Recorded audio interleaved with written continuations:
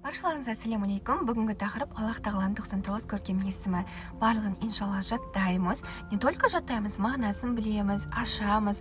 Сол кезде Алла деп айтқанның өзінде де жаңағы айтып жатқан мағыналар естеріңізге келіп, Аллах тағала деген махаббаттарыңыз ашыла берсін деген иншалла дұғада ниетте боламын. Бисмилля, бастайық. Бірінші Алла есімі. Алла деген аудармасы бір Құдай, бір жаратушы, яғни бұл дүниеде болсын, арғы дүниеде болсын, құлшылық етуге, дұға етуге, жалбарынуға жалғыз лайықты бір Құдай деген мағынаны білдіреді Алла есімі.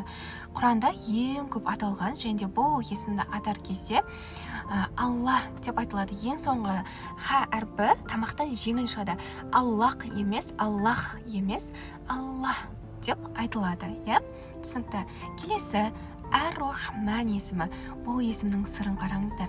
Аллах тағала бұл дүниеде мұсылмандарға да, мұсылман еместерге де барлығына мейірімді деген мағынаны білдіреді. Қараңыздар. Кейде ойлаймыз ғой, мысалы аналар басқа дінде неге Аллах тағала оларға мынанша байлық беріп жатыр, мынанша мейірім беріп жатыр, мынанша бала беріп жатыр, немесе мынанша бақыт беріп жатыр деп. Өйткені Аллах тағаланың Ар-Рахман есімі арқылы Аллах тағала осы дүниеде барлық құлдарына аса мейірімді. Ар-Рахман есімі Аллах тағаланың мейірімділігінің өте үлкендігін көрсетеді. Келесі Ар-Рахим есімі аса рахымды. Яғни Аллах тағала келесі өмірде барша мұсылмандарға өте мейірімді. Қараңыздар, барша мұсылмандарға ғана өте мейірімді деген мағынаны білдіреді Ар-Рахим есімі. Бұл есімді Ар-Рахман есімімен байланыстыратын бір сөз бар. Қандай сөз? Барлығымыз білетін Бисмиллахир-рахманир-рахим. Алланың атымен бастаймын. Аса рахымды, аса мейірімді. Қараңыздар, Ар-Рахман деген жаңа айттық. Осы сөз айтып отқан кезде Аллах тағаладан осы дүниеде де мейірімділігін сұрап тұр. Ар-Рахим арғы дүниеде де мейірімділігін сұрап тұр.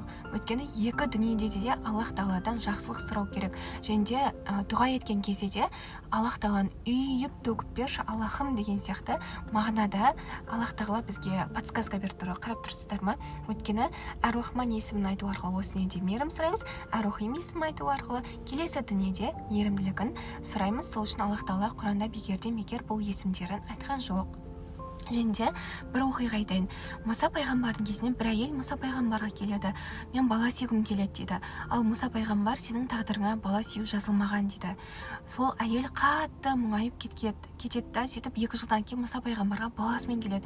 Таң қалады, саған тағдырыңа бала сүю жазылмаған еді, ол қалай болды деген кезде, мен содан кейін Аллах тағаладан Ар-Рахман, Ар-Рахим есімімен көп сұрадым дейді.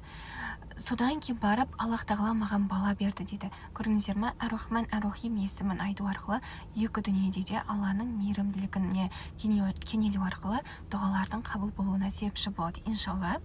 Сондықтан Ар-Рахман, Ар-Рахим есімін айтып жүрейік. Келесі Әл-Малик есімі. Аллах тағаланың бұл есімнің аудармасы патша, басқарушы, яғни царь, владыка дейді ғой. Бұл есім арқылы Аллах тағала барлық нәрсені басқарып тұрғандығын бізге айтып жатыр. Не только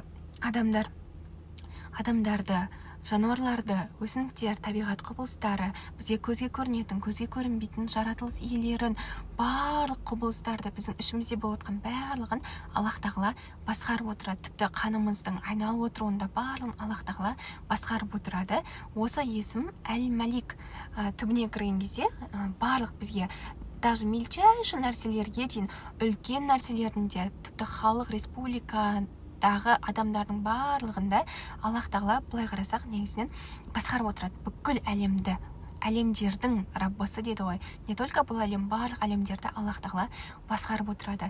Бұл есім арқылы былай ойлайды да кейбір адамдар, Аллах тағала бұның бәрін қалай басқарады дейді. Жоқ, Аллах тағала бәріне күш жетеді. Және де оған басқаруда ешкім ешқандай көмек теспейді, яғни ешқандай сергі жоқ. Басқаруда, патша болуда ешкім көмектеспейді. Аллах тағала барлығын бізге білетін нәрселер, көрінбейтін нәрселер, көрінетін нәрселер барлығын Аллах тағала басқарып отырады. Тіпті Аллах тағала адамдардың жүрегіне бір шешімдер де салады ғой, сонда Аллах тағала Әл-Малик есімімен осының бәрін көрсетіп тұр. түсінікті ғой. Әл-Малик есімін айтқан кезде барлық нәрсені басқарушы. Әл-Құддус есімі, бұл есімнің аудармасы қасиетті, аса таза деген мағына. Бұл есім неге айтылады? Аллах тағала біз ойлайтын кемшіліктер болсын, өзі туралы ойлайтын бір кемшіліктер болып қалады. Аллах тағала туралы ше адам наразы болып қалады, наразы ойлар пайда болып қалады. Сол ойдың бәрінен Аллах тағала мен тазамын деген бізге подсказка беріп тұрды. Қарап тұрсаңыздар, Әл-Құддус есімі арқылы. Және ешкім ешқандай зиян тигізе алмайды Аллах тағалаға.